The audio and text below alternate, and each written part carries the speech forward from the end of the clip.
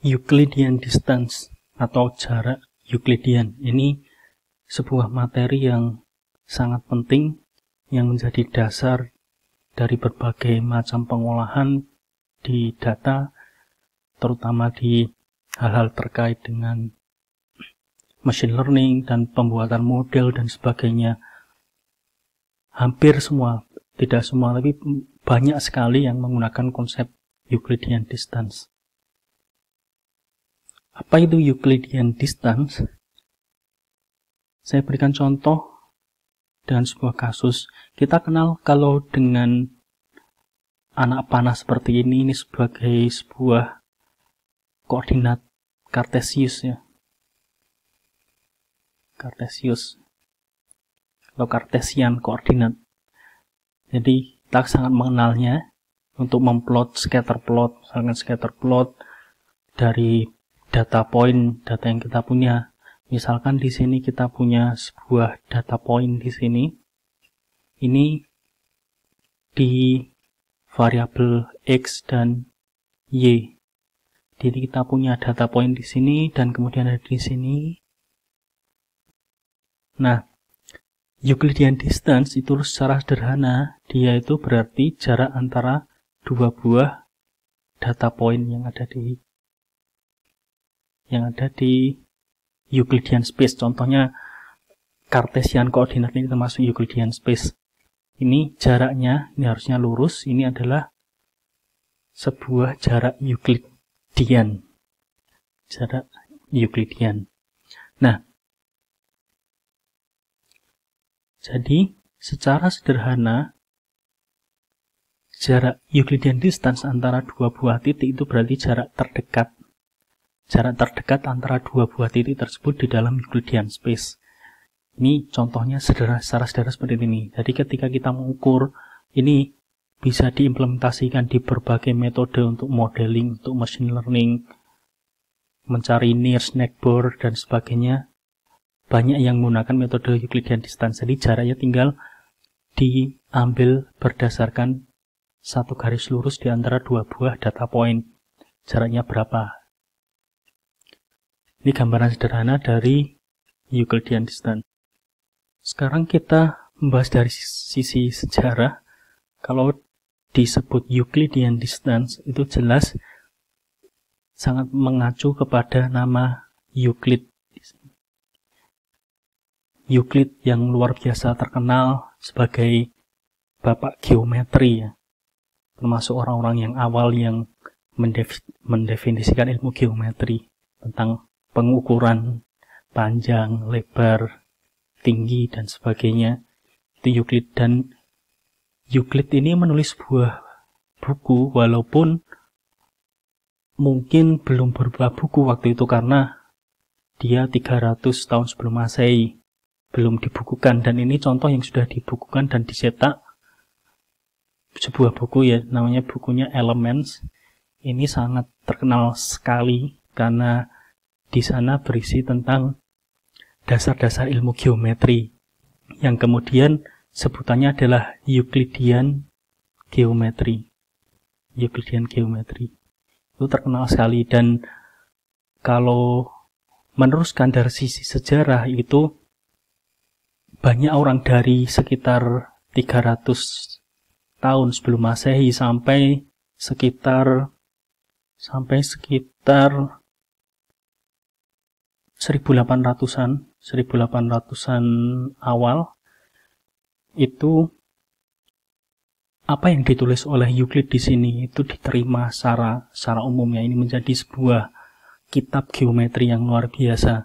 Baru mulai sekitar 1800-an itu ada beberapa ahli matematika, ya salah satunya ada yang namanya Janos Bolyai, kemudian ada Gauss itu yang sangat terkenal, itu mulai menemukan semacam celah di dalam pemikiran Euclid. Bukan sebuah celah, cuma hal yang perlu dikritisi, dan inilah yang munculkan yang namanya non-Euclidean geometri mulai tahun 1800-an. Dan non-Euclidean geometri ini salah satu yang dia digunakan oleh Einstein dalam mengembangkan teori gravitasi dan juga general relativity itu memanfaatkan non-Euclidean geometri. Itu sepintas tentang Euclidean-nya. Walaupun sampai sekarang kita masih menggunakan Euclidean geometri untuk hampir semua perhitungan. Dan salah satu dari Euclidean geometri adalah Euclidean distance yang mengukur jarak dari satu data point atau satu titik ke titik lain berdasarkan satu garis lurus, garis terdekat di antara keduanya.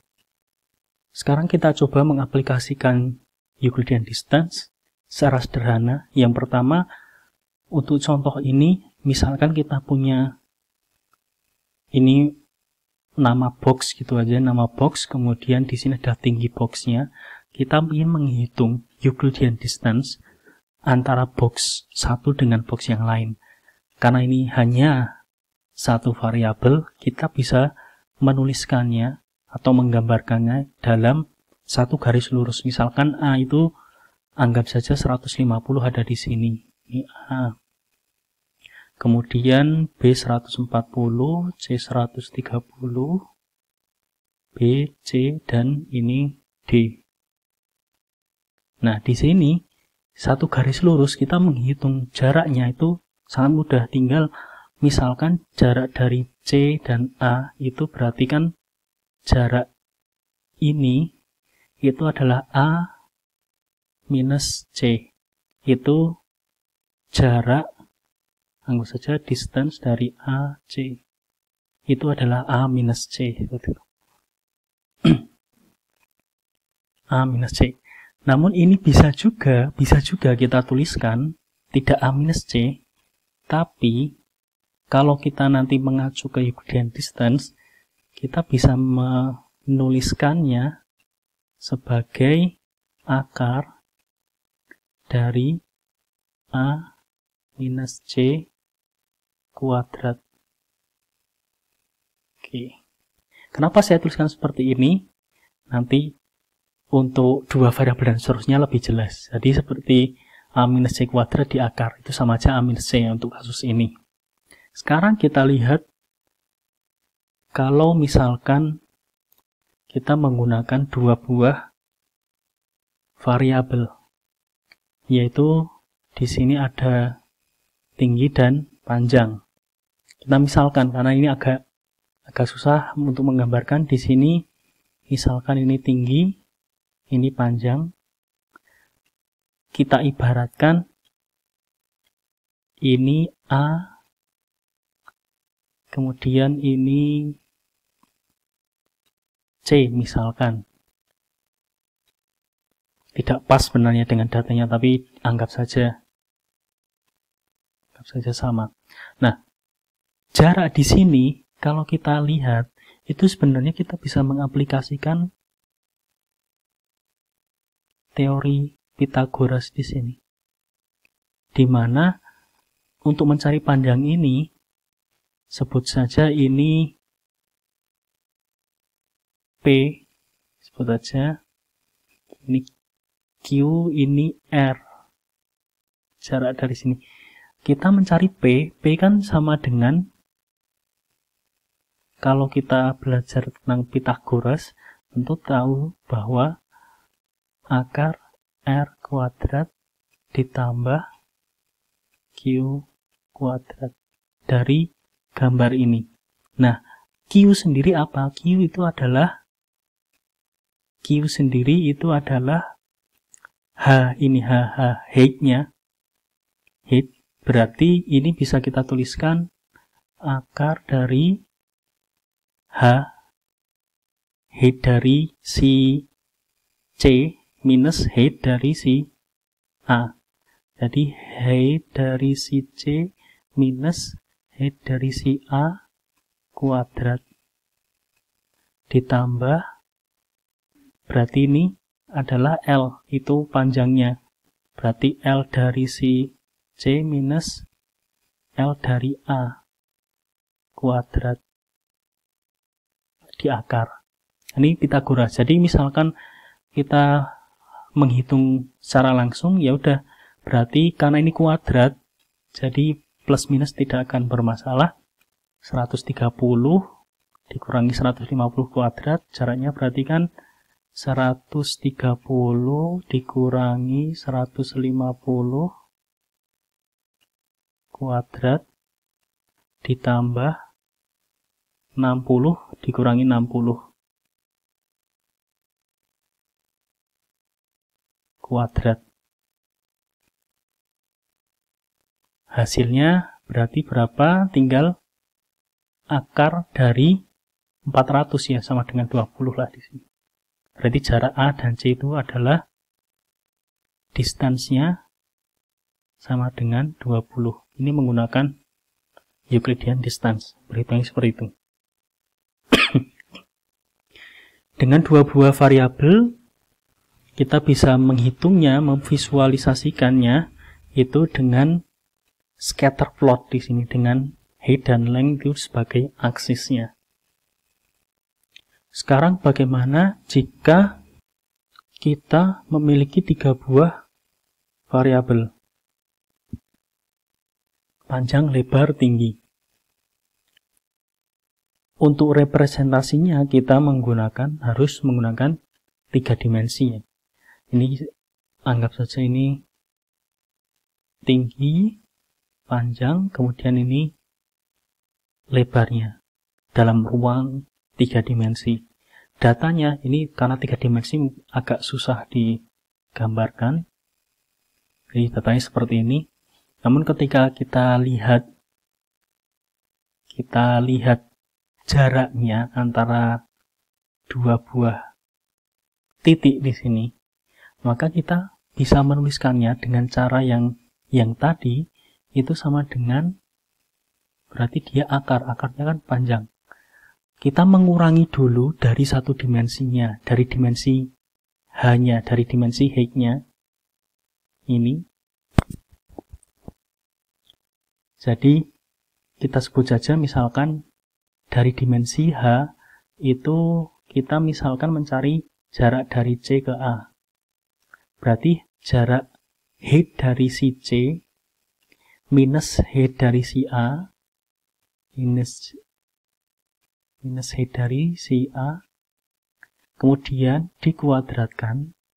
Jadi C height-nya berapa minus A kuadratkan ditambah length-nya, length dari C berapa minus length dari A berapa, berarti length dari si C minus length-nya A ini dikuadratkan ditambah length width-nya dari C ke A itu dikuadratkan, berarti width dari C minus width dari A itu dikuadratkan, dijumlah semua kemudian diakar, ketemu jarak dari A ke C.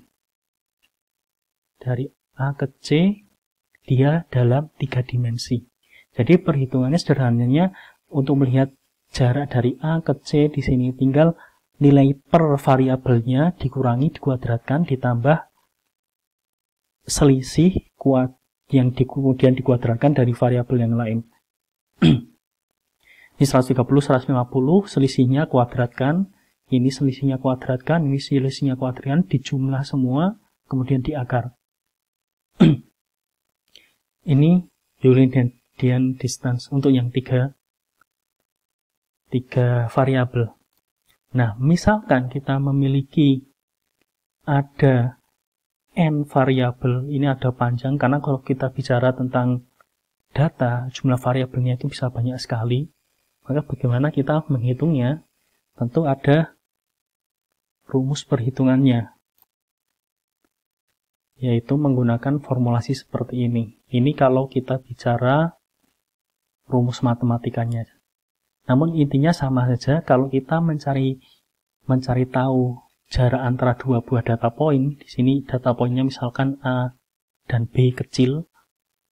Itu di sini komponen ini adalah selisihnya untuk di satu variabel tertentu.